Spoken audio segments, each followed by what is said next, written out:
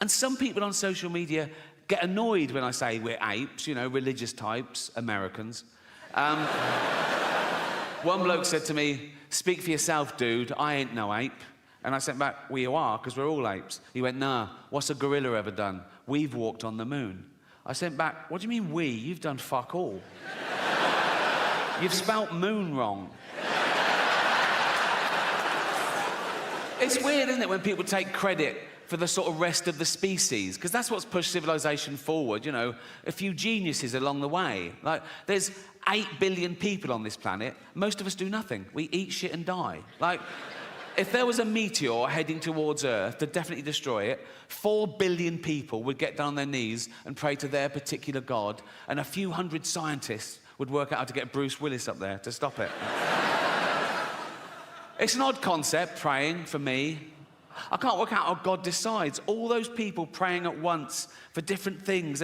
Is it like best idea wins? Or is it a democracy? Like he puts things at each issue, he goes, right, votes for and against, you know? If it's a democracy, we're in trouble. We're a tiny nation. Like, next time there's a flood warning in the West Country, if we're all going, "Oh, I hope everyone's okay," if the whole of China is going, "Yeah, fuck Bristol," there's a billion of them. More about China later.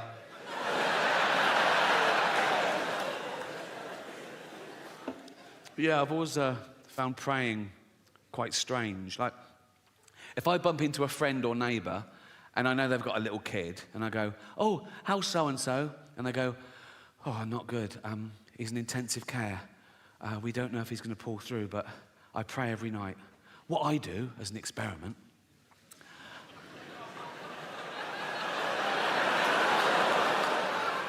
I go home and I pray twice that he doesn't make it. I don't do that.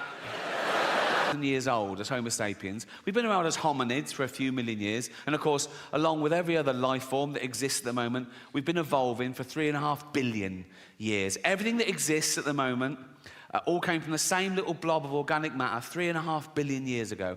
That's why it annoys me when people say, "Oh yeah, humans, we're the most evolved." We're not the most evolved. We're no more evolved than the slug or the snail. People go, "Oh, come on, look at them." Yeah, they got it right early doors. Nature keeps testing them. Do you want eyes? No.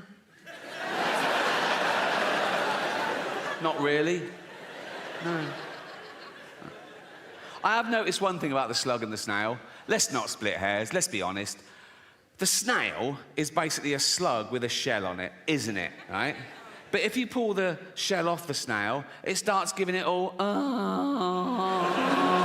I'm dying. And the slug is like, "Welcome to the real world." 35, 40, if you're lucky. You're born, you grow, you mate, you're playing with your kids, you get a cut, you go, "Oh, what's that, dead?" Right? But now with antibiotics in medicine, we've pushed that forward. A child born today can expect to live to about 100. And scientists said soon that'll be 120. And science also said that in the near future, there's no reason, with proper care and attention, that human beings won't regularly live to 150 years old, which is amazing until you remember that we get a set number of brain cells, right, which we only lose. You can't get them back. So in the future, there's going to be 15 billion people on the planet, you know. Half of them are going to be over 100, and they're all going to have Alzheimer's.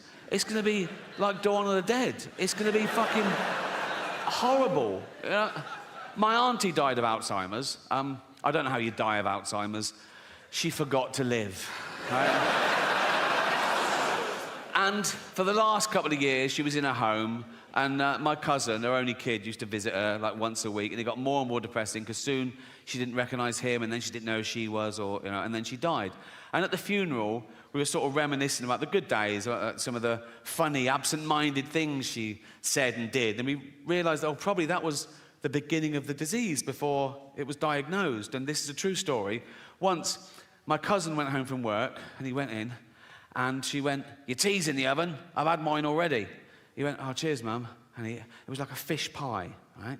He ate the fish pie, and he went, "Oh, God." And he ran upstairs, vomited, went back down and went, "Mum, the fish is off. I've just been really sick." And she said, "Yeah, it made me really sick."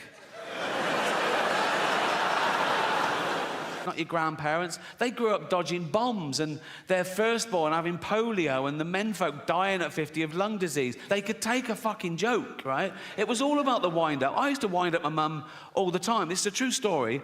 When I went off to university, after about a week, I phoned home. My mum answered. She went, "Hello?" I went, "It's Ricky." She went, "You all right?" I went, "Not really. I'm in hospital. I think I'm blind." She went, "What?" I went, "No, I'm only joking." Right? She went, "You silly bugger." She went, "I could have had a heart attack." Right? And she's right. She could have had a heart attack. And I knew that. That's how committed I am to having a laugh. Gervais, duh. Yeah. And they're sad that their baby's got AIDS, but they're sort of laughing along. "Ah, Armageddon, ha." And it gets to that bit, "Baby's got AIDS." And she goes, "Oh my God, Jeff, why are they all laughing at us and our baby with AIDS?" And Jeff goes, "Well, they're not laughing at us per se." She goes, "Well, they are. They've named us and everything. They're literally laughing at us in this bit." And Jeff goes, "Yeah, but we're a fictional couple with a fictional baby with AIDS. Anyone offended by that is a fucking moron." And then he goes, "And at least he didn't do the accent." So... And then she goes, "Yeah, but only because Jane begged him not to." Working class kids, particularly from working class mums, because they're busy, they're doing everything. They're keeping men in check, they're bringing up kids, they're going to work, they're saving the world. They haven't got time. They have to frighten their kids into behaving well. They have to go to dark places to shock them into not fucking dying. Do you know what I mean? So, like, if I was little and my mum made my tea, and it wasn't my favourite, it was boiled potatoes instead of chips every day, and I went, "I don't like them," my mum would go straight to, "Course you do. There's children your age in Africa and they're starving to death." Right? And I go, "Jesus, all right." You know what I mean? The true story, I was 7 years old, right? And I'd been playing in the park and I came running in and my mum went, "Ricky, come here, sit down." There must have been a local pedo incident, right? And my mum went, "Never go in the toilets in the park again." And I went, "Why?" She knew she couldn't explain paedophilia to a 7-year-old, right? But this is what she came up with. She said, "Because there's a man going round and he's cutting little boys' willies off." I was like, "What? That's a fucking thing, is it? That's a..." I didn't sleep for a week. And it worked. I never went in those fucking toilets again. But she knew instinctively. If she'd have gone, "Ricky, come in, sit down. What's the matter? Never go in the toilets again." "Why not?" "There's a paedophile." "What's a paedophile?" "Oh, he's a man who gives you sweets and puppies." Bring it on, you know what I mean? At 7 years old, I'd wank off anyone for a puppy. I'd be like that, wouldn't it? Be like that.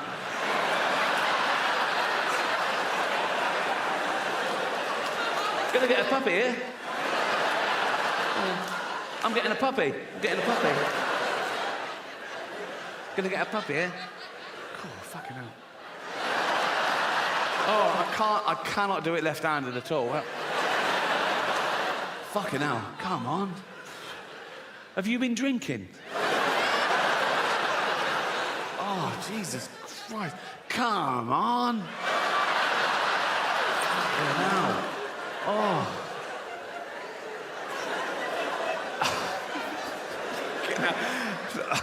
I've started, so I'll finish. Oh, fuck me. Oh, what sort of puppy is it? A what?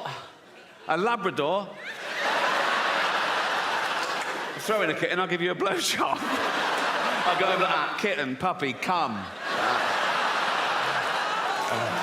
Evidence of people murdered in the Holocaust, and he films them coming into a Jewish cemetery, and they each leave a stone on the grave to represent their family members that were murdered, and it builds up, and it's very moving. And so I think I get the ambiguity. Does it have a sad ending? Yes, in the sense that 6 million Jews pointlessly lost their life, but no, in the sense that there was still enough left over to build a little rockery.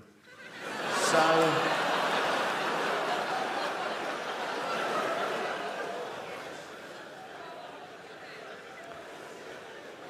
I asked one question myself on this. Is James Corden in it?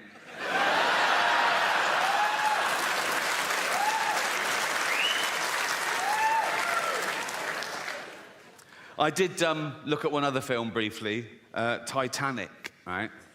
And it's got all the same sort of questions. And the one where it goes, are any animals harmed? Someone answers, there were no explicit scenes of animals being harmed, but Rose did have a goldfish, which probably didn't make it. I think of the goldfish in the bowl on the sideboard when the boat hits the iceberg, and he's all like that, right? And people are running around going, we're going in the water. And he's all smug then, and he's going, don't worry about it. Oh, no, not water. Then he gets in the sea and he goes, well, it's very salty, isn't it? It's very salty.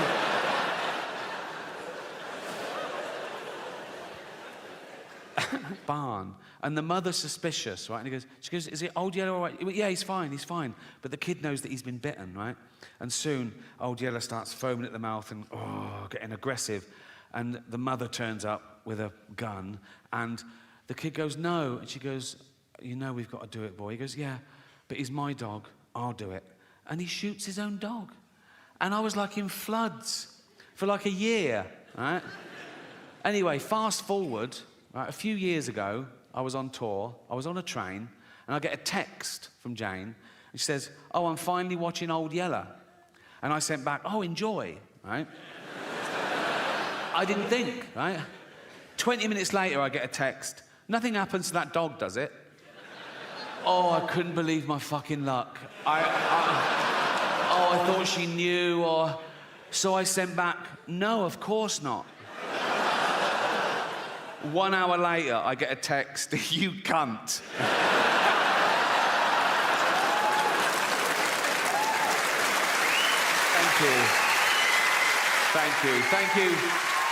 Thank you very much. Cheers. Thanks to everyone who bought a ticket. If you bought a platinum ticket, the money goes to an animal charity, and you've raised $2 million so far, so thank you so much. I even get a bit of stick about that on social media. There's always someone who goes, oh, why do you only speak up for animals? And I go, well, because they haven't got a voice of their own except parrots. And I think that's why we don't eat parrots. Everyone around the world eats every other type of bird, don't they? Everyone in the world eats fucking chickens and ducks and geese and turkeys and ostriches. No one eats parrots. Do you know why? If you go and try and eat a parrot, it goes, fuck off, you cunt. So speaking up really does work, right? And that has sort of been one of the themes of the show, because I know in the real world, in normal jobs, everyday life, you get in trouble. People tell you off for saying certain things or thinking certain things or even laughing at certain things, right? They say you're bad for laughing at that. And some of you take it to heart. You go, oh my God, am I a bad person? No, you're not. One, you can't choose your sense of humour. You can't, it's involuntary. And two, that's exactly what humour is for, to laugh at bad shit, to get us through it, right? And...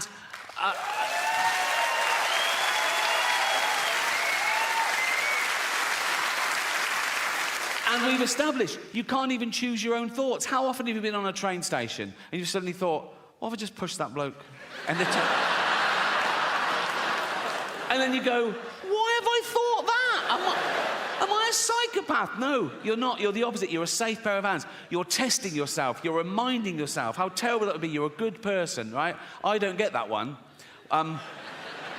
What I get is I'm talking to a really sweet old lady and I suddenly start thinking, what if I just spat in her face now? Why would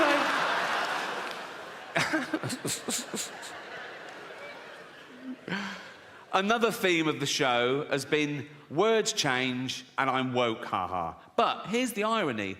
I think I am woke, but I think that word has changed. I think if woke still means what it used to mean, that you're aware of your own privilege, you try and maximise equality, minimise oppression, be anti-racist, anti-sexist, anti-homophobic. Yes, I'm definitely woke. If woke now means being a puritanical, authoritarian bully who gets people fired for an honest opinion or even a fact, then no, I'm not woke. Fuck that.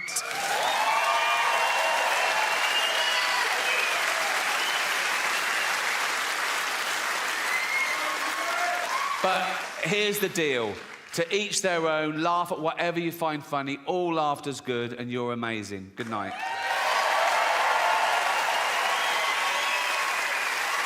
Show so far. So I want to talk about something I haven't talked about before, and that's to give you a glimpse behind the curtain of the Golden Globes, right? And, thank you.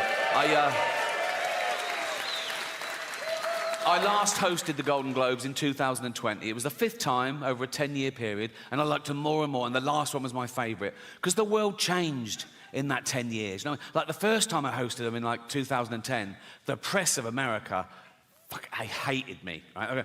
Who is this annoying Brit insulting the most important people on the planet? By the last time I hosted, they were like, yeah, go on, fuck them.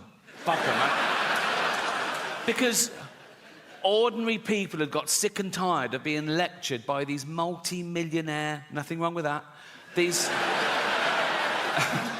liberal elite entertainers telling them how to vote and how to recycle, when everyone knew they were getting free jet rides to Pedo Island. So it really hit the zeitgeist. But it was always the same deal. Whenever they said, do you want to host? I said, yeah, I'll host. I said, but I'm going to write all my own jokes, which was unheard of, apparently. I said, I'm going to write all my own jokes, and I'm not going to rehearse, so you can't hear the jokes beforehand, you can't cancel any. And they let me do that. I did have to show a lawyer the jokes about an hour before to make sure I hadn't broken any laws, and I never had, because I know the law. Sometimes the lawyer would go, are you sure you want to say that, right? And I go, is it legal? They go, yep, technically. I go, let's do it, right? I've never had a joke stopped by the Golden Globes. That says something about them, to be fair, right? So, anyway, thank you.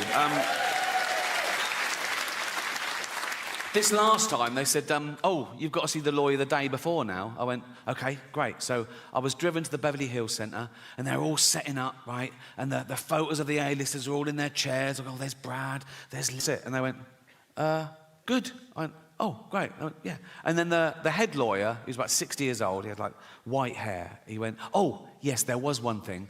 Now, I did this joke. I don't know if you remember.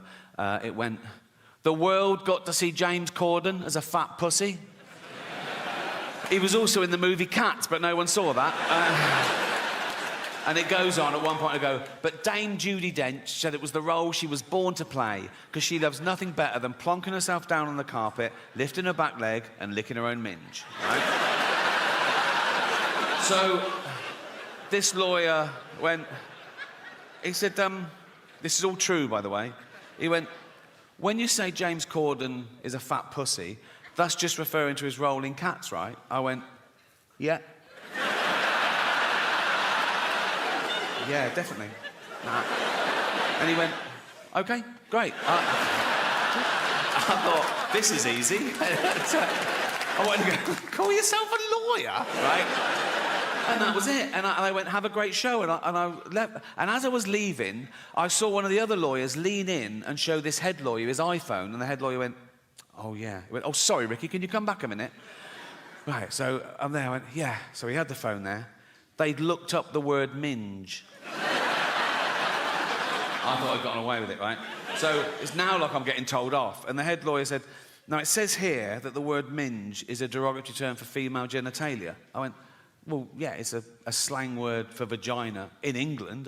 You don't even use it here, do you? He went, no, we don't, but we got around the world, and with due diligence, now we know it's derogatory, we'll have to bleep that word live. I went, don't bleep the word, like, because people at home won't know what I've said. It'll ruin the... I said, it's literally the punchline. He said, if it's derogatory, I have to... I said, well, what word could I use that you wouldn't bleep? And he went, well, you could say vagina. I went, I'm not saying vagina, right?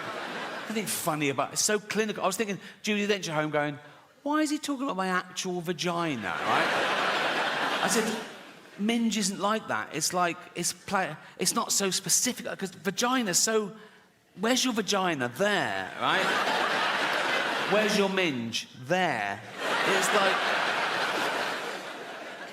Then one of the younger lawyers went, what about box? I went, I'm not fucking saying box, mate, right? So imagine looking at her own box, right?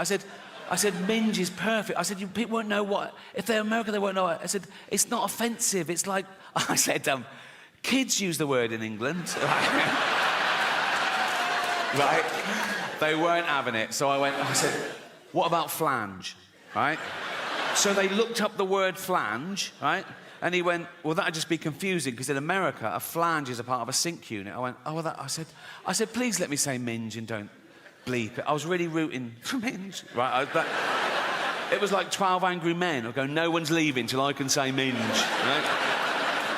And after about 10 minutes, I wore them down. Whatever, said, oh, that won't work. So I was going, please, I said, I'll write them.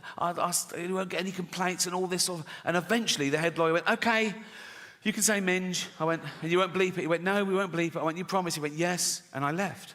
I knew they would. And they fucking did, right? So, when I said minge, I pointed.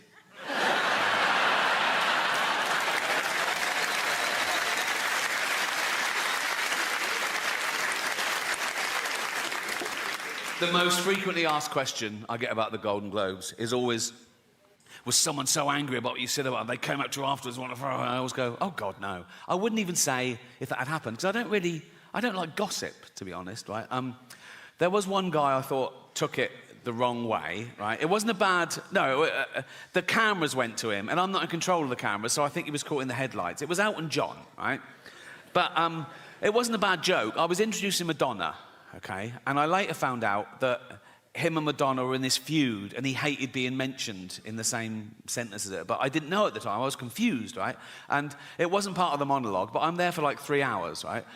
And now and again, the stage manager put a head around the door and go, do you want to introduce so-and-so? And I go, yeah, fine. And I come out and I either do it straight or I ad-lib. And this was little ad-lib because I saw Elton in the front row, right? So this was a joke. I came out and I said, our next presenter is the Queen of Pop. Not you, Elton. Sit down, right? And he sort of went to him, he sort of went... And I was like, oh, fuck, he hated that. And I was thinking, why is he... I said, oh, God, do you think I'm homophobic? Oh, I'm not homophobic. There's always in my head. Then I thought, he must have heard worse, right? In the 1980s, right, when Elton John was in the closet, he wasn't out, he was married to a woman, right? He was also chairman of Watford Football Club. And he and his then wife would go along and watch Watford play, and the entire crowd would sing, don't bend down when Elton's around or you might get a willy up your arse. Which puts my little quip into perspective, doesn't it? I don't know how football fans know how to start at the right time in the same key. Do they hand out sheet music before a fucking... We're doing Willy up the arse in C. Like, Jeff's doing a solo. It's like... And what they usually do, they get a traditional tune so everyone knows it, and they change the lyrics. Some genius changes the lyrics, right, to be as offensive about someone or something or somewhere or whatever, right? So the tune they used to use, I remember it, it was that old Cockney knees-up song. My old man said, follow the van and don't dilly-dally on the way. Do you know that one? Remember the term dilly-dally? They use it very creatively in their version, right? So this was their lyric. It was the 80s. It's not politically correct. I apologise. But they're football hooligans. What are you going to do, right? So let's analyse their genius lyrics, right? This is what they used to sing. Don't bend down when Elton's around or you might get a willy up your arse. I mean, you might. Not necessarily his, but, you know, like mathematicians amongst you would have to go, yeah, there's a slight... Like, if 1,000 people bent down when Elton was around, one of them might randomly... Someone might come off a bicycle and go, sorry, like that, and they oh, fuck, and the scientists will go, one. Do you know what I mean? There's a slight...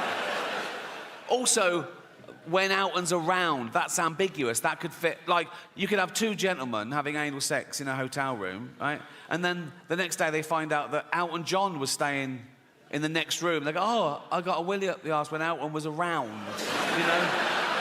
I'll give them that. Anyway. Don't bend down when Elton's around or you might get a willy up your arse. He has the nerve to call us dear. We all know he's a fucking queer. Sorry, right? And he goes... He dallies and dillies. They've reversed it. Why? He dallies and dillies. He plays with people's willies. Again, I don't know what play with means in this context. It could be like, wow. It could be anything, couldn't it? Wow. I thought you were going to suck it. No.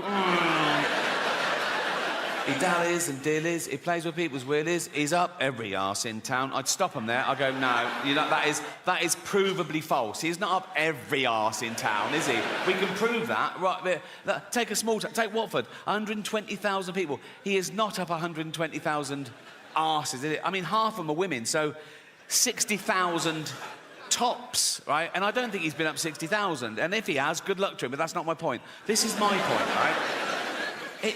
what did his then wife think of that? Because he's in the closet, right? He's, you know, and she's just married Elton John the Pop. She couldn't be, she's in love. She's so proud of him. Elton John, and he's chairman of Watford. She goes like, I'm married Elton John the Pop Star. I'm married to Elton John the Pop Star.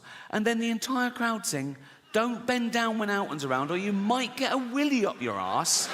She must have gone, why are they singing that, Elton? And he goes, I don't fucking know, watch the game. You know what I mean? It must have been awkward. Well, that's nearly it for me, but I've just, I said earlier, I've never had a joke stopped by the Golden Globes, and that is absolutely true, but I've just remembered a joke that I stopped myself, because I bottled it a bit, and I think I was being overcautious. I want to share it with you, right? So, I got the chance to introduce Jason Momoa. Do you know who Jason Momoa is? Yeah, right? So I thought the meta joke would be to show my hypocrisy and my cowardice. Like, I'm okay to slag off actors, who's scared of actors, but when it comes to a big dude, right, I'm not so brave. So I was going to go, I've got nothing bad to say about our next presenter, because he's got a cock like a baby's arm, right? And I told my mate I was going to do that, and my mate went, do you think people think that's racist? I went, why is it racist? He went, well, because he's a person of colour, and I went, no, but it's nothing to do with that. It's to do with the fact that he's so big that he'd probably have a cock like a baby's arm, right? So I didn't do it. And I had a great follow-up as well. I'll tell you the whole thing. This is the whole thing. This is what I was going to do, right? Right. So I'll go out and go, I've got nothing bad to say about our next presenter because he's got a cock like a baby's arm. Unlike Peter Dinklage, who's got an arm like a baby's cock.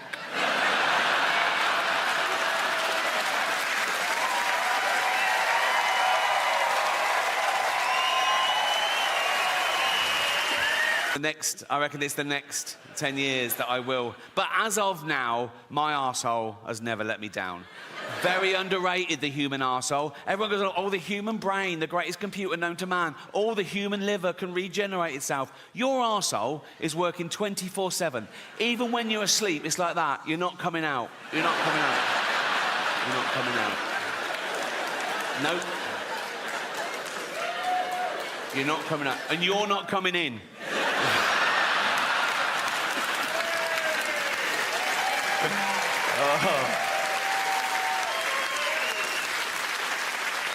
Because it's like a sewer in there, isn't it? But you've got a lovely little manhole cover. Think of that in real life. Walking along a pavement, it's lovely pavement. If that burst, and you know what's in a sewer, don't you? Piss and shit and cum and dead goldfish, and fetuses. In China, just the girl ones. Relax.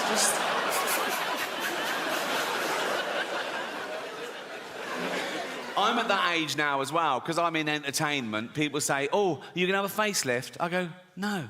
Have you seen facelifts? They're still just that. Like that. You know what I mean? You go to the doctor, and the doctor goes, do you want to look old or Chinese? You know, it's like, nothing wrong with looking Chinese if you're Chinese. If you're not Chinese, it's a bit weird. It's offensive. Why is that allowed? You're not allowed to black up. Why can you do that? Maybe there are terms and conditions to make sure you're never that racist. Like the doctor goes, right, we've done the eyes, but never leave the house in a little lampshade, because...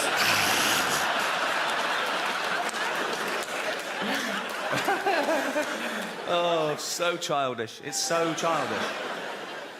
But I hope you agree it was a positive show. It wasn't about death, it was about life. And some people are so worried about dying, they forget to live. And some people are so scared to do something. Oh, no, that's dangerous, that's dangerous. All the most fun things are dangerous. Roads are dangerous.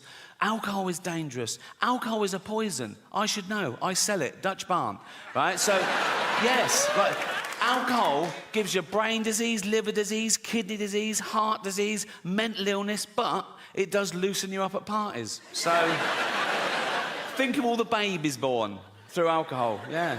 Many of them deformed if the mother carried on drinking. But the good thing about being born deformed is, you... Hear me out. The good thing about being born deformed is you can start drinking at a much younger age and no one gives you... Do you know what I mean? You see a normal kid drinking, you go, you little bastard. You see a deformed kid drinking, you go, yeah, go on. You know what I mean? You know what I mean. You're 8 or 9, you've had 27 painful operations, you've met Ollie Murs, have a drink, you know. Well, as you can see, I run out of quality material. What you feel, if you feel you're a woman, that makes you a woman. Cool. You know, I'm not one of these bigots that think having all that done is science going too far. You know? In fact, I don't think it's going far enough. Because I've always identified as a chimp, right? Well, I am a chimp. If I say I'm a chimp, I am a chimp, you know. Pre-op, but... and don't ever dead name me. Don't ever call me Ricky Gervais again. From now on, you call me Bobo. So, I'm going to have species realignment. I'm halfway there, to be honest. I'm sort of short with short legs and long arms. I sort of stoop like that. My back's getting hairier by the day. I've got fangs. I love nuts. Oh, I love nuts. And once, I was at the zoo, and I could tell people were looking at me, so I just started masturbating. So, I am a chimp, right? I am a chimp, if I say I'm a chimp. And so I've got to live as a chimp for a year, then have hormones, get me all nice and hairy. That'd be lovely, right? I'm going to stay a male chimp, so I can keep all that, right? A male heterosexual chimp, keep the same girlfriend. Jane will be happy. She loves me. She loves chimps, so, you know. And I reckon that's got to be easier for a man to turn into a chimp. We're so close. Than for a man to turn into a woman in many ways. You know what I mean? A bit of hair and a top lip like that, as opposed to your cock and balls ripped off and a hole gouged out into... No, I'm not a doctor, but that is the gist of it. I know which one I'd rather have done. And I'm not saying I think chimps are better than women. No way. Right? Any ladies here, right? I can't see you, but to me, every single one of you is equal to a chimp. So I'm gonna have all that done. So hair with that, right? I'll do all that. I'll do all the I'll retain the ability to speak English, like in emergencies. If I'm talking to Jane, I'm going, she's going, what is it, Bobo? What is it, Bobo? You left the fucking oven on. There's a fire. What, are you telling me that if Caitlyn Jenner was being chased by a wolf, right, and there was a big fence, but she had a long pole, she'd revert, she'd be over that fucking easy. So, all that done, all that, all that, doing all that, right? I'll be legally a chimp. I'll be properly chimped up, right? I'll be able to use chimp toilets and everything, right? And then I'll be walking along Hampstead High Street, holding Jane's hand. Come on, Bobo. Like that, right? We don't even hold hands now, so I don't know why she's suddenly all over me just because I'm a chimp, right? But we'll be all in love, maybe matching jumpers. So, walking along, come on, Bobo, in love. Just two guys, And then, if a bigot in a white van slows down and goes, that's fucking disgusting, I just fling shit at him and run up a tree. And that's why that joke isn't transphobic, so... Cheers. Liam Neeson. Oh, he nearly got cancelled, didn't he? Liam Neeson. Now, I don't know why he told this story, but he did at a press junket to a journalist, right? And it was where he just started saying, it was 30 years ago, he said, and my friend came home and she'd been raped, right? And that's not the funny bit.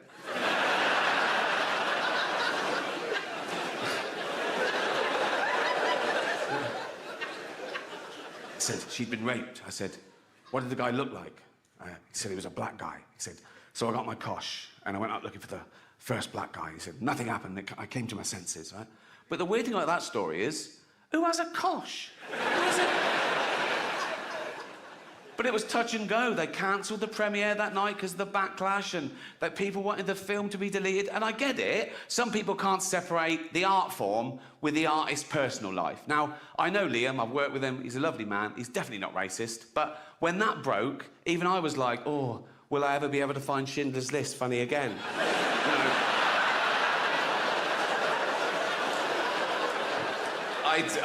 I do still find it funny, obviously.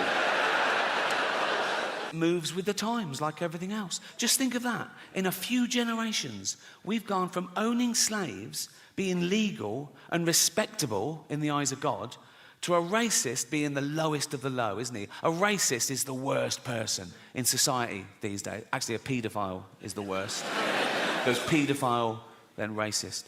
A racist paedophile is the worst If I met a racist paedophile, I'd go, fuck the little black ones too, you bigot. You know?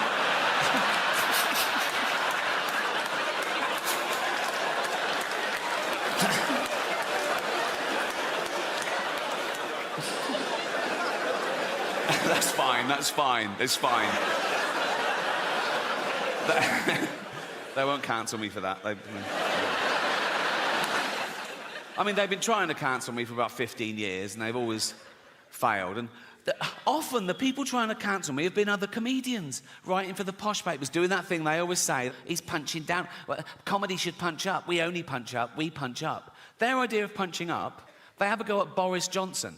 How the fuck is that punching up? You know, the cunt is learning disabled. He's like this fucking waterlogged Gary Busey, fucking albino Eggman thing. He can't string a sentence together. Have you heard him talk? He's like, he's a fucking moron. I punch up. I have a go at people like, I don't know, Stephen Hawking, right? Yes, the greatest brain that's ever lived. He can take it. And he wouldn't even have minded when he was alive, because he's part robot, isn't he? I think he's basically a talking chair, so you can say what you want.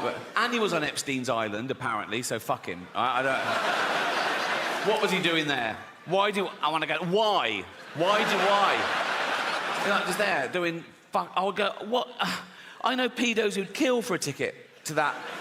And he's just taking up a space. It's probably DEI or something. And they go, we need one. Like, I'll go, what are you doing here, Steve? He go, I'm thinking weird shit. Fuck off.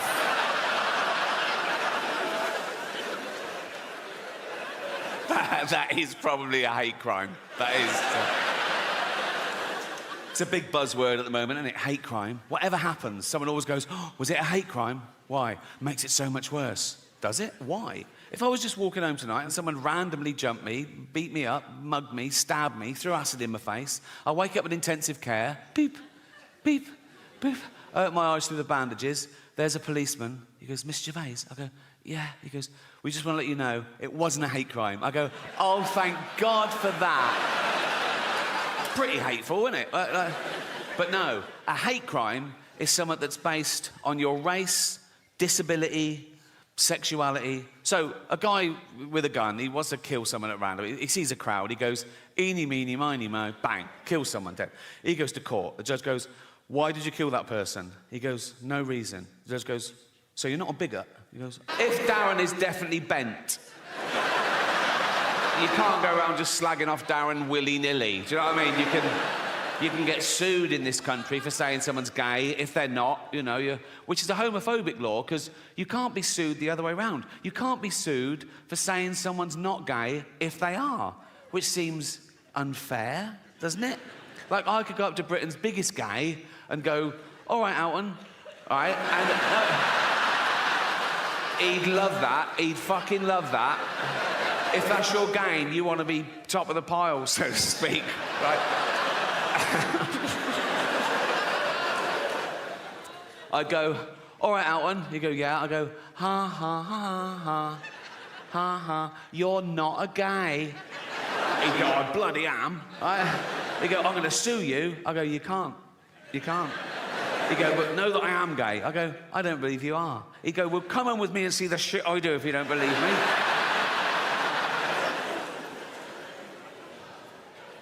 Of course, the word queer has changed. Again, traditionally, the word queer used to mean someone who was attracted to the same sex as themselves, a gay man. Right? Now, the word queer can mean a straight man who wants some attention. I'm all queer now. Are you? Yeah, I'm right queer now. I am. Are you? Yeah. What about your girlfriend? Yeah, she's queer and all. We're just two queers queering each other up. Suck a cock? Nah. No, didn't think so. I'm not that sort of queer. Oh, what sort of a queer are you? Dyed my hair blue. So did my grandmother, and she fucking loved cock, so what are we saying? I have no evidence for that. The word handicapped, right? Again, traditionally, that was the politically correct term, the all-inclusive term for cripples and shit, right? But then they went, no, we want to be disabled. They didn't want to be disabled. They said, we want to be referred to as disabled. We don't like the term handicapped anymore. Stop using it. Say disabled. And we went, OK, fine. And that's great. Just tell me the rules.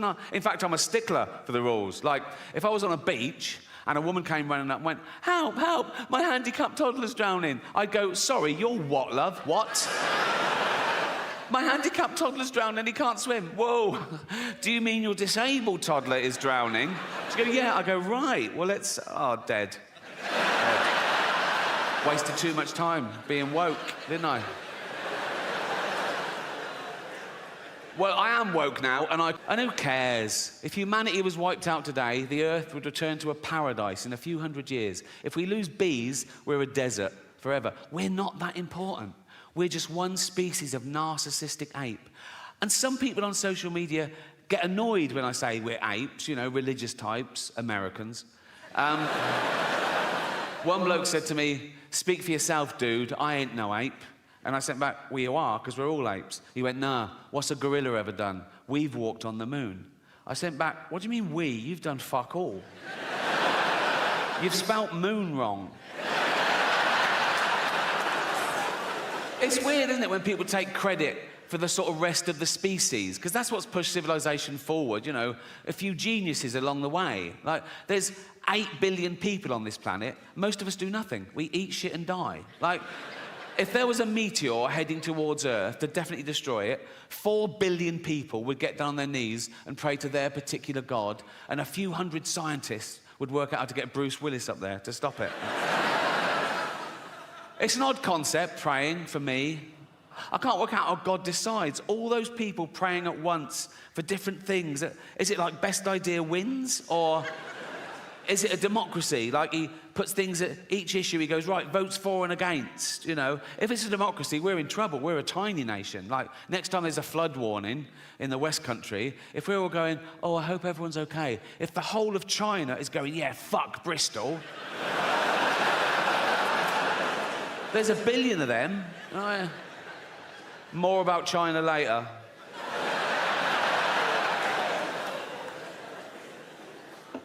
Yeah, I've always found praying quite strange. Like, if I bump into a friend or neighbour and I know they've got a little kid and I go, oh, how's so-and-so? And they go, oh, not good. He's in intensive care. We don't know if he's going to pull through, but I pray every night. What I do, as an experiment,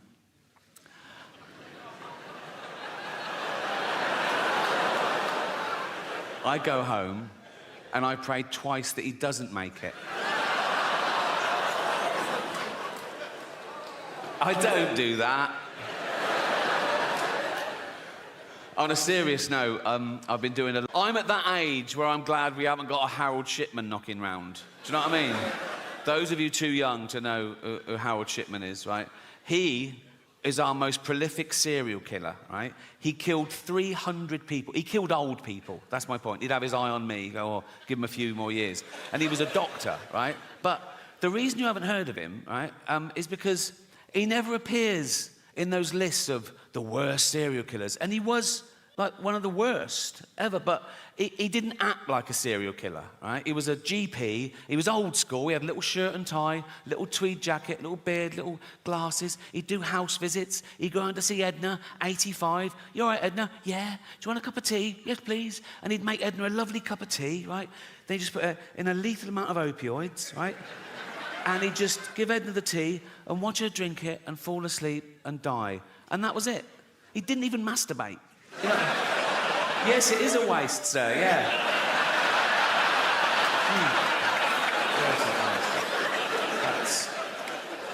And They reckon he got the idea when he was a little lad, Harold Shipman, little Harold Shipman. He watched his mum dying of lung cancer, being given morphine, and somewhat triggered him. He thought, I'll grow up, become a doctor, and I'll do this.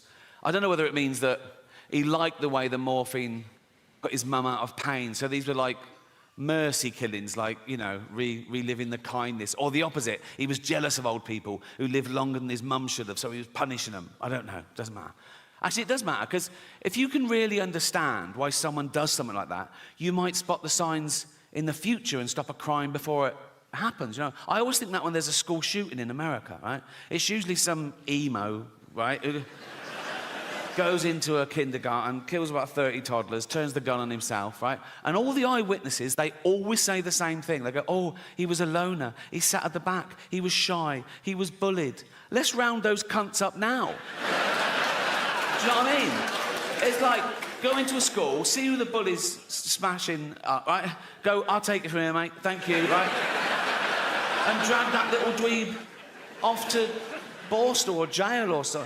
Go to the bully, go and find another one. You know what I mean? He's doing a great job, but we need more, but they're beating up future child killers.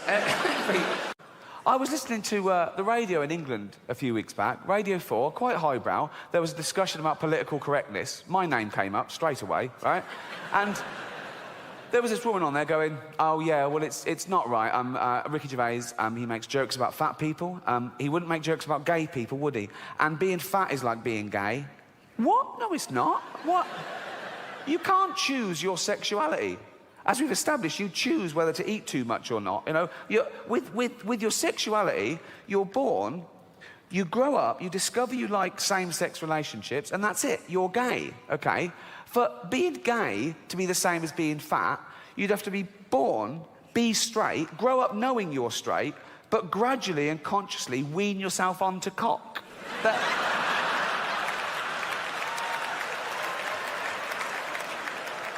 Oh. Happy 16th birthday, son. This is Raoul. Suck his cock. Sorry, father? Suck his cock. 16 now, suck his cock. I'm heterosexual. Oh, with his... Suck his cock. I don't... Suck one cock. Suck... that's not sucking it, that's playing with you. Put it in your mouth. Put it...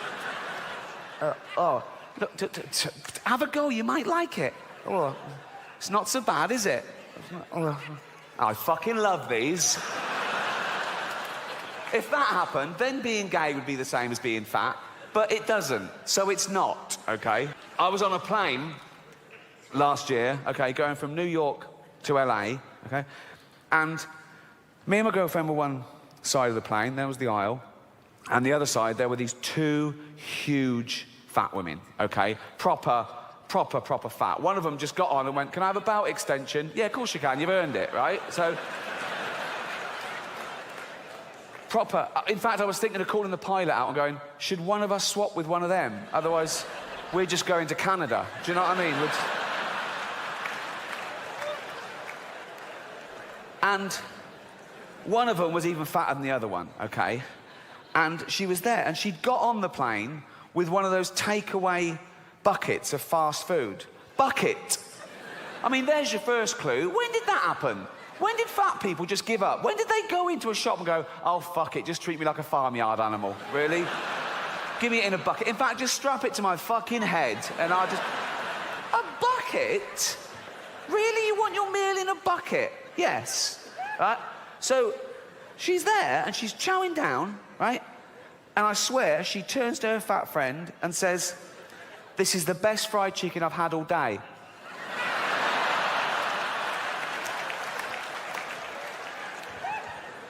But I'm not having a go. I'm not having a go. No, I'm not. No, I'm not. Because even though it is their own fault, and it is their own fault, I don't know if you know this about fat people, they fucking love cake. They love it.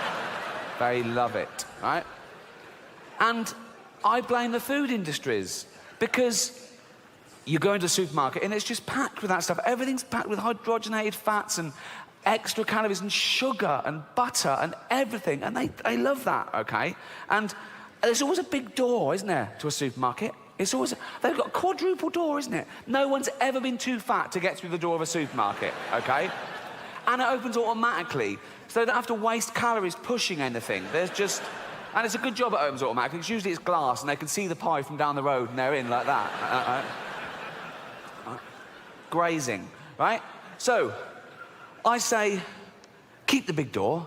Keep the big door. Sure, keep the big door. Come on, fat people. Come in you go. But when they get in there, it's all fresh fruit and veg.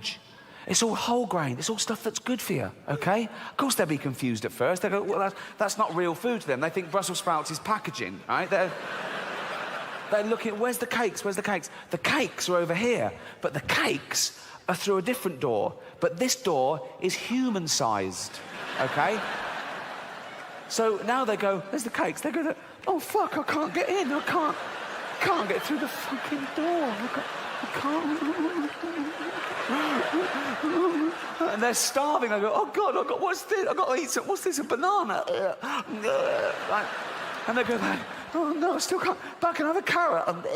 They're back and forth for days, and the fat's fallen off them. Soon they can slip through the door and have a cake. They can't get out again. No, but I mean... But we've got to do something. We've got to intervene. And people say, no, it's nothing to do with you. It's up to them. It's their body. It's their life. And that's true, but we don't say that about wearing crash helmets. Or if you've got a heroin addict in the family, you don't go, oh, it's his life. He loves heroin. You know, you go, no, you've got to stop this. Please don't die. And you get him and you throw him in a cupboard for 3 weeks or something. You can't throw a fat person in the cupboard. You do your back in like me. But, you know... Heroin addicts, they don't weigh anything. You can throw them around willy-nilly, right? But, in fact, when they're lying there with a needle hanging out, you just get the needle and flick, and they just go into the cupboard like that, OK? Fat people, you've got to lure them in. A little trail of chocolates, and they just follow that anywhere, like that. But we... Hello. Hello.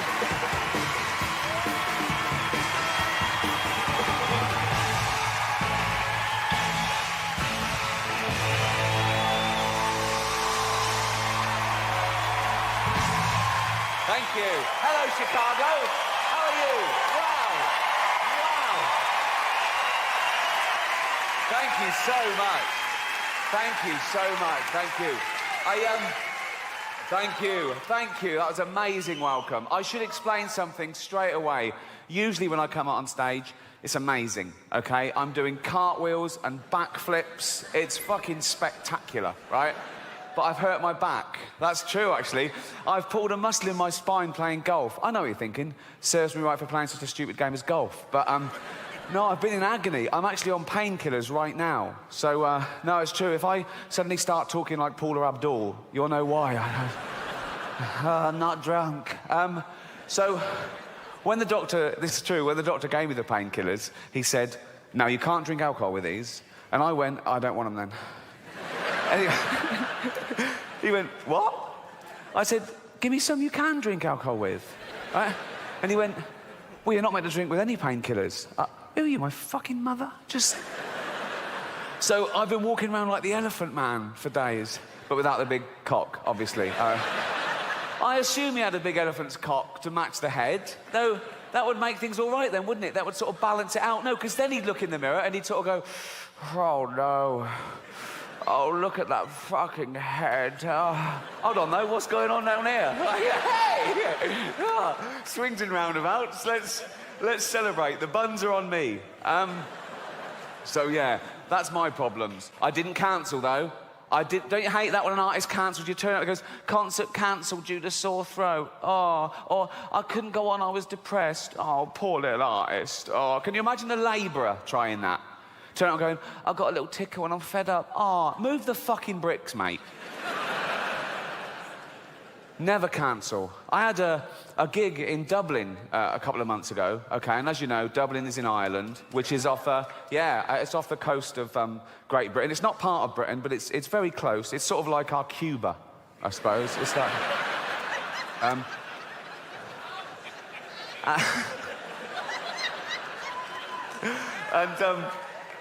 And so, OK, so Dublin O2 Arena, 10,000 seats, sold out well in advance, flights booked, really looking forward to it. A few days before the gig, they start grounding the aeroplanes because there's a volcanic ash cloud over Britain, okay? And if you fly through it, apparently it'll make the plane fall out of the sky. And it was like, that was it. You couldn't fly in that. I mean, a volcano goes off in Iceland, and we can't... what's the point of Iceland, really? You know what I mean? What are they... Just fill in all the volcanoes with concrete, okay? Just... In fact, tarmac the whole country and make it a car park for real Europe, because it's a waste of fucking space, okay? And so, I'm thinking, well, I've got to get there. I can't cancel. And there were sort of pop stars and people coming over, they were cancelling their flight because they couldn't get in and out. I thought, I can't. So, I hired a helicopter to and from Dublin. It cost me £12,000, right? Just because I couldn't bear to let anyone down or take the ferry. They were still running, sure. But that would have meant mixing with the general public. This is about as close as I ever. So, I don't know if you're affected by the volcanic ash cloud, but I have friends that were stuck all over the world and they missed weddings and funerals. They had to put themselves up in a hotel for extra days that they hadn't budgeted for, and they couldn't get their money back because the airlines were saying, no, we can't pay you because the insurance companies won't pay us because they're saying it's an act of God. What is an act of God?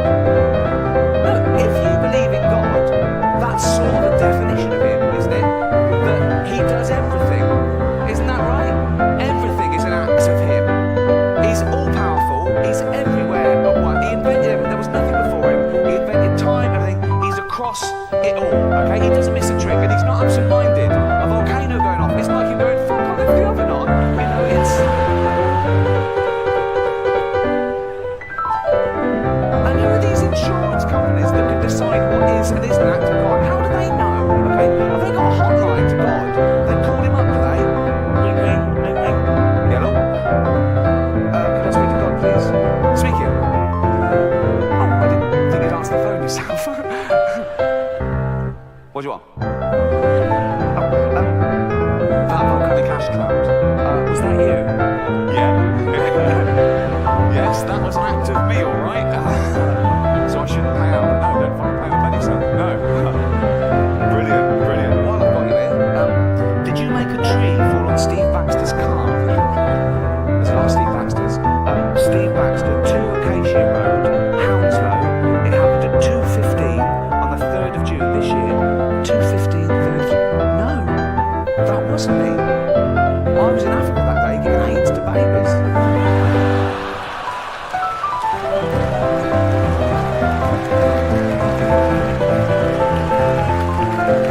He does everything. He does everything. I don't make the rules. And well, I'm glad. Happy, smiley face is probably feeling very fortunate that you managed to get a ticket to see a living legend. All right.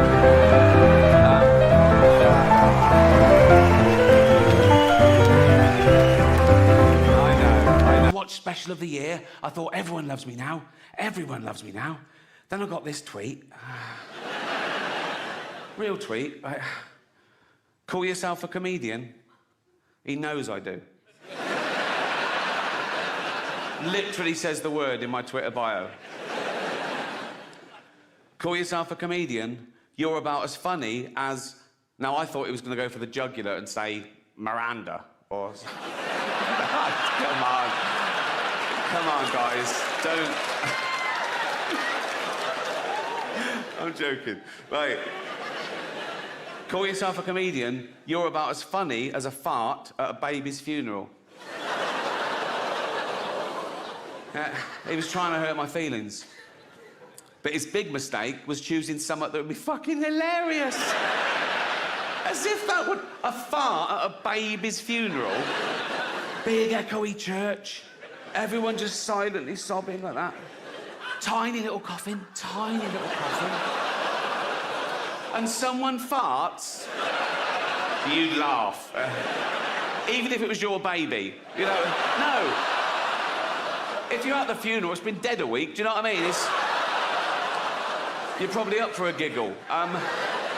Particularly if you're the father. If you're the mother, you probably still find it hard seeing the funny side of things. Oh, women. Not all women. I mean the old-fashioned ones. You know, the old-fashioned women. Oh, God. You know, the ones with wombs. Oh. Those fucking dinosaurs. No, I love the new women. I know the new women. They're great, aren't they? You know, the new ones we've been seeing lately. The ones with beards and cocks. They're as good as gold. I love them. No, it's the old-fashioned with it. And now the old-fashioned, they go like, oh, they want to use our toilets. Why shouldn't they use your toilets? For ladies. They are ladies. Look at their pronouns. What about this person isn't a lady? Well, his penis. Her penis, you fucking bigot.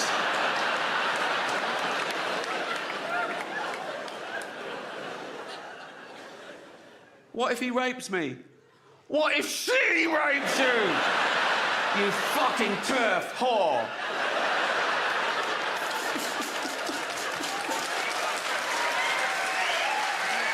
My last show, Supernature, dropped on Netflix last year. Big backlash, wasn't there? Big backlash. People going, you can't say that. You can. You can. I did.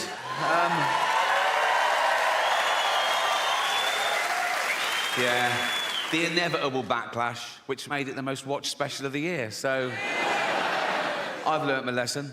No, I have learnt my lesson, and that's why I'm going to be woke from now on. It's about time. Well, I'm sorry.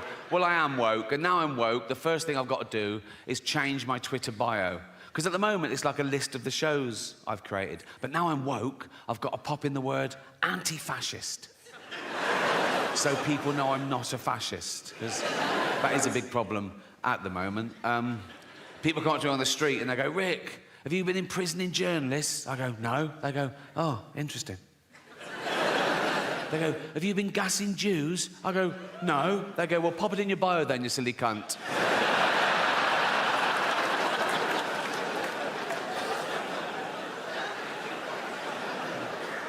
So, yeah.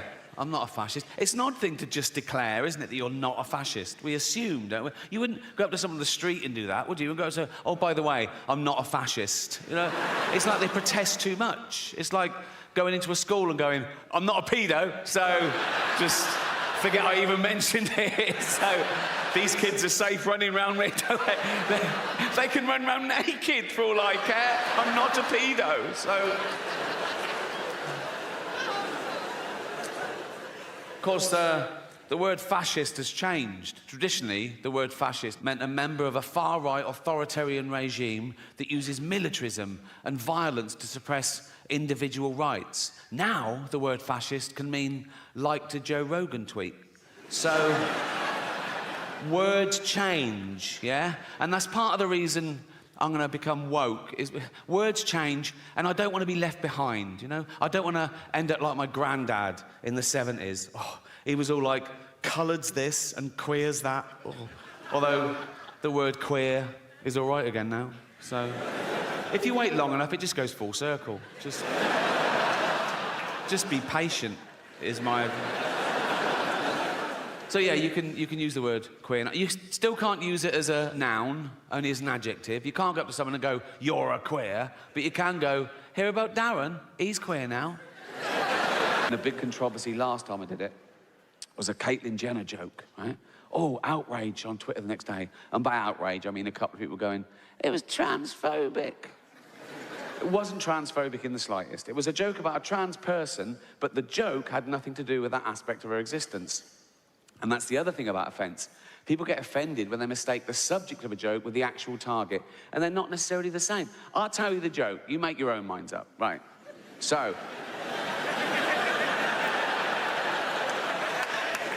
it's live, so they go, and now your host for the 68th Annual Golden Globe Awards. Please welcome Ricky Gervais. They go, and they're all clapping, all the actors are looking up, smiling at me nervously. It's brilliant, right? So I just go... relax, I'm going to be nice tonight. I've changed. Not as much as Bruce Jenner, obviously.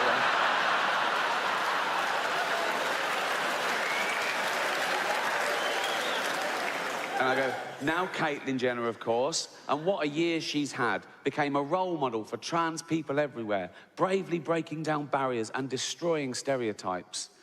She didn't do a lot for women drivers. Right? So, that's a clever joke, and I'll tell you why, right? It's layered. No, listen, right? The subject of that joke is stereotypes. I'm playing with the notion of stereotypes, right? So I start off saying, she's a real woman. Some would say a liberal, progressive attitude. Then I go, oh, if she's a real woman, I hit them with the old-fashioned reactionary stereotype. She must be a bad driver then, right? And the target of the joke is a celebrity killing someone in their car. Let's not forget that, shall we? A celebrity killing someone in their car, running home and popping on a dress. That's the target of the joke, just so we're clear, okay? She was interviewed about a week later at some press conference for a show she was launching, now cancelled. And the press were around and one of them said, what do you think of the Ricky Gervais joke? And she went, maybe I should host the Golden Globes, right? And they tweeted that, and they atted me in, because they want a celebrity feud, you know? It was clickbait, so I rose to the bait, obviously. I just sent back, let her host, just don't let her drive.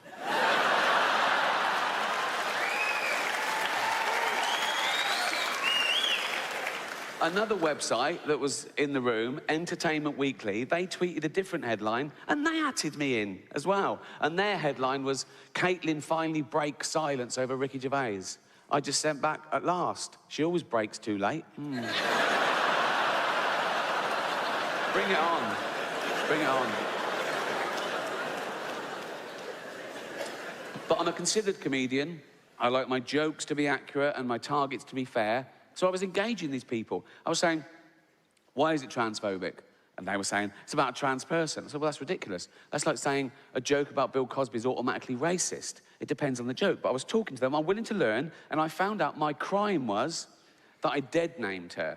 Now, I'd never heard that term, you know, before a day after the Golden Globes, and that was saying her old name, and even acknowledging that she used to be a man. But she did.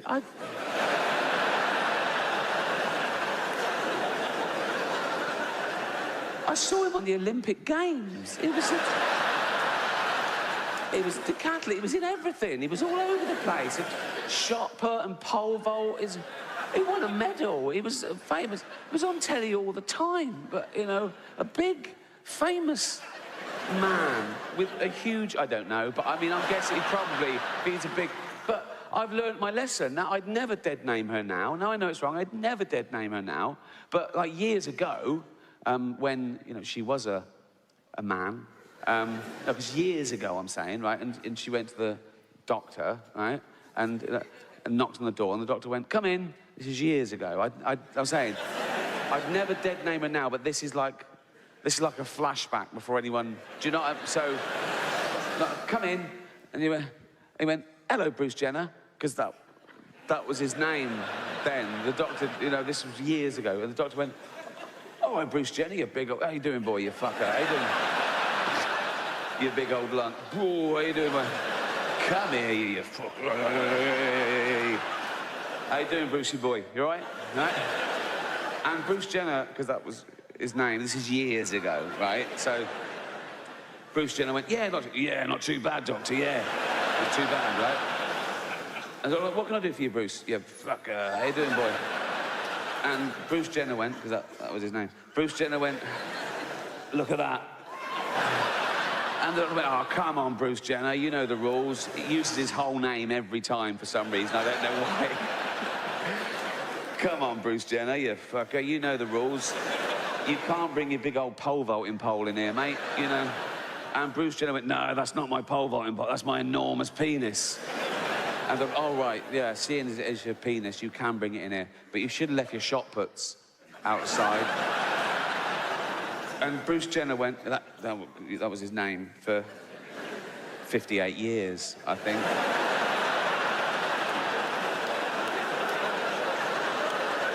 He went, no, they're not my shot puts, they're my enormous testicles. That's where I get my testosterone and my spunk and shit, right? And the doctor went, oh, yeah, that makes perfect. I am a medical man, and that you're a big bloke. Oh, you fucker. How you doing, boy? You're a big... You're big, and you would have a big old cock and balls. They're beautiful. They're a bit familiar, isn't it? And I go, no, but you must be very proud of them, Bruce. Bruce should have went, oh, this is going to surprise you, doctor. I want to get rid of them. And the doctor went, what? Why? Ah, they get in the way. Get in the way of what? Fucking driving, for one thing.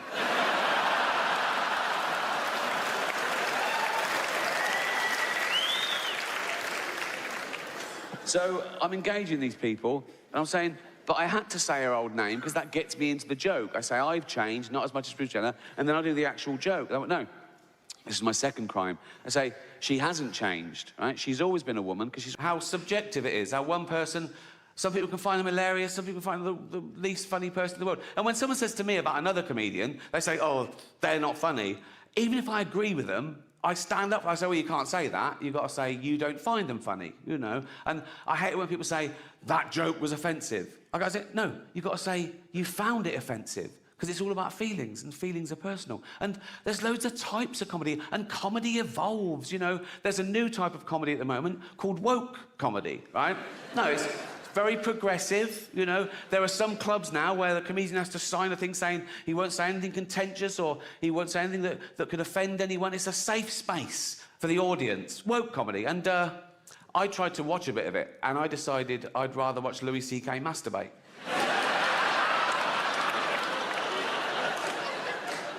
Can't mention him anymore. He's cancelled. Not enough to apologise and move on. You've got to...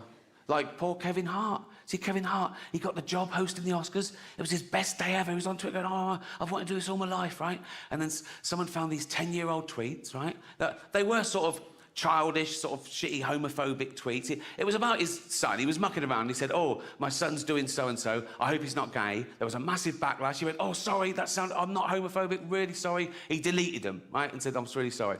10 years later, someone finds a screen grab and goes, look, he's done this. Oh, big. The Oscars go, oh, you've got to apologise again. He went, no, I've apologised. I can't keep apologising. And he's right. If there's no value to saying sorry and evolving, he might as well just tweet him again. Right? That's how I deal with shit. Anyway. But if you're the type of person to revel in someone getting cancelled for something they said 10 years ago, you're just ensuring that one day you'll be cancelled for something you said today.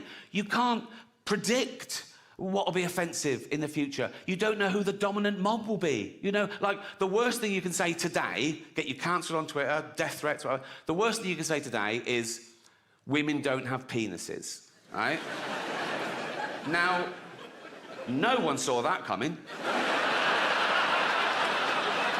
There are Oxbridge comedians writing for the posh papers, telling you the rules of comedy. They're laying it down, laying down the law, right? And it's all stuff like, comedy should punch up. You should never punch down. You should never punch down. Sometimes you've got to punch down, like if you're beating up a disabled toddler. You know what I mean? If you punch up, you'll miss the little cunt and he'll win, you know? I like that joke because it highlights the difference between metaphorical punching down in jokes and actual punching down. But people nowadays want you to believe that words are actual violence, right? Now, you laughed at a joke about beating up a disabled toddler. No one got hurt. If I'd have actually dragged out a disabled toddler and started beating him up, you wouldn't laugh, right? That's why I dropped that bit. But these people are virtue signalling. They're trying to bring people down to raise their own status. And they say it's because, no, we're protecting minorities. Like, they're basically saying minorities haven't got a sense of humour, which is so patronising. And I get that as well, to what it's like to be outnumbered. In this country, we're still only 5% black, 5% Asian, 5% LGBTQ, you know, tiny numbers. Now, I'm a white, heterosexual multi-millionaire, right?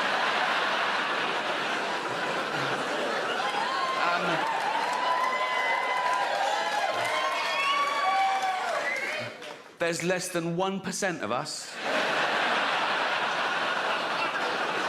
But do I whine? No. Do I don't mind. I just get on with it. Come on, Rick. Come on, Rick.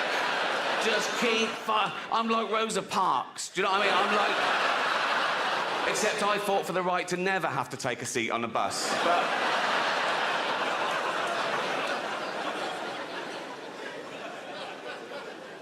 Just people complain about things they don't have to watch. It doesn't affect them, you know? And, again, everyone's got the right to be offended and complain, but they've got to know that we're not trying to offend. That's not our aim, you know? We're trying to make you laugh. We're trying to give you a good time, and, you know, here's the deal, right? So I riff. If I say something tonight that's so offensive, so off that you've never heard anything so fucking off the charts in your life, right?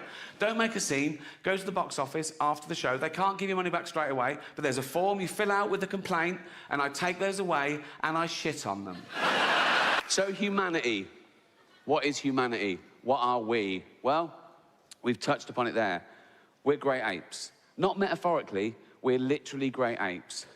We are 98.6% genetically identical to a chimpanzee. We're closer to chimps than chimps are to gorillas. We left our common ancestor about 6 million years ago.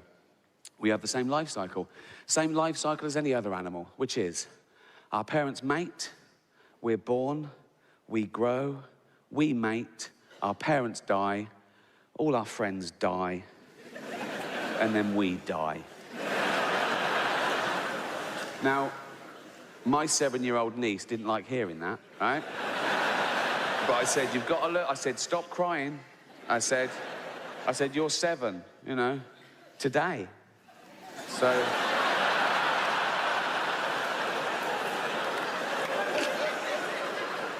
Any more grizzling and this party's cancelled. So let's take the first of those, right? Birth.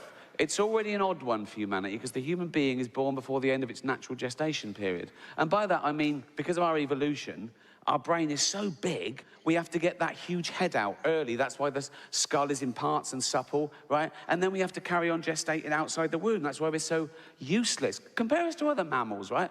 A giraffe is walking along, it goes, oh, I'm proper pregnant, right? I'm gonna have a baby giraffe right here, right? Yeah, there it is. See you later, right? And the baby goes, Mum, can I get a... It's got to be fucking ready, right? We're helpless, right? Just think of that, right? 9 months, we're just growing in this perfect environment, just like that. Just everything's... It's like being in a little Kate Bush video, right? And then suddenly, and you're being squeezed out of an hole near an arse. You're covered in shit, they're screaming. You go, I can't breathe. Someone goes, yes, you fucking can, right? That's the first 1 second of life on Earth. You don't know where you are. You can't choose where you're born. I was born in a place called Whitley Estate in Reading, right? Yeah, no, I wouldn't have chosen that. I'd have chosen Hampstead. I did choose Hampstead. It just took me 45 years to be able to afford it, right? Very different, my upbringing, you know.